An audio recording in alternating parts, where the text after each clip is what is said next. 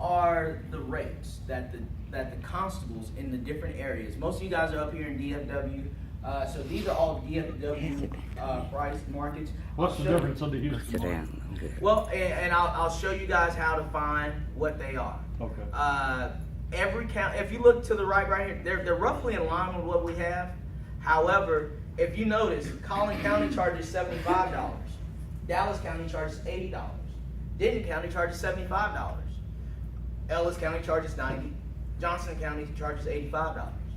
Every county charges a different price, right? So the county sets the fee. The county sets their fee. Okay. But if you are in business for yourself, you set your fee. Okay. My fee is $85 anywhere in DFW, whether it's Dallas, Denton, Collin, Ellis, Tarrant, all over DFW. I charge one flat rate. It sounds like a good marketing tool, right? One flat rate DFW service. I use that all the time, and it works. You know, but if you look, this is only for citations and notices. Citations are the documents that say you have been sued.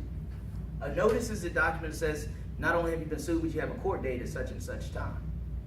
Sometimes when you're serving a case, you're going to serve a citation saying you have been sued and a notice to the same person at the same time.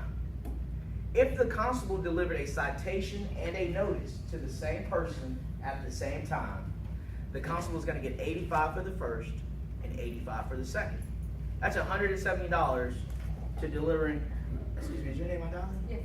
Adali, what's your last name? Martinez. Hi, Adali Martinez. This is true.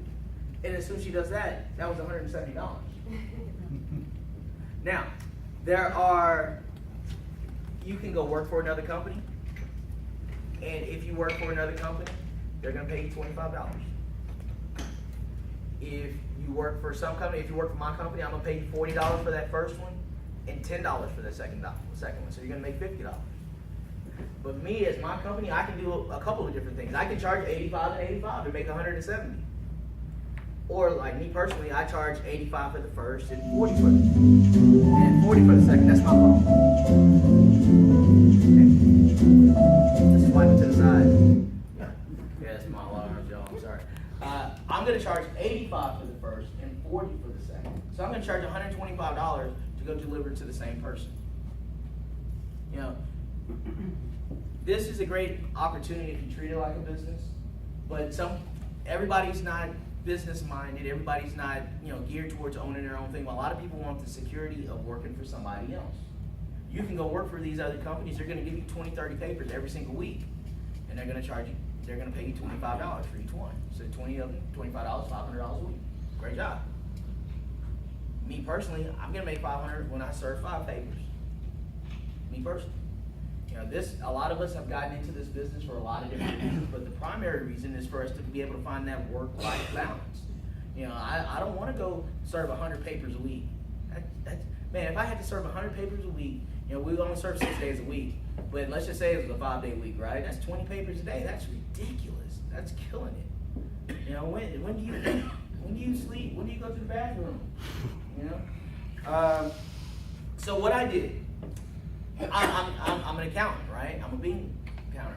So I use conservative numbers. Let me tell y'all, this other side over here, the second column, are the TRO, which stands for Temporary Restraining Orders. If y'all notice, they charge more money for temporary restraining orders than they do for citations and notices. Collin County charges $175 for a TRO. So that's not criminal? No. Okay. So a lot of times when we hear restraining order, we're thinking of the criminal restraining orders.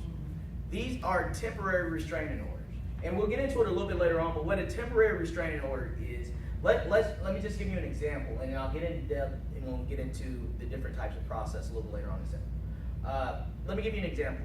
Let's say we have a family lawsuit, right, that involves a child. They're going to have a temporary restraining order sometimes. Let's say mom is trying to move out of the state. And dad says, no, you can't move out of the state. We have to do something temporary, to say, hey, you stay here until we have a hearing it's temporary, right? So within 14 days, they have to have a hearing set, so we can figure out what it is we want to do. Now, the restraining order that you're talking about, the criminal is almost involving criminal trespass almost, right? Because you can't come within 500 feet of me, you know, or to be something. That has to do with something criminal in nature and not necessarily the court putting in place whatever ruling or orders that it has to do. Make sense? Okay. Now, so I didn't even consider this in my numbers. I didn't even consider the larger amounts in my numbers, right? All I did was took the county average constable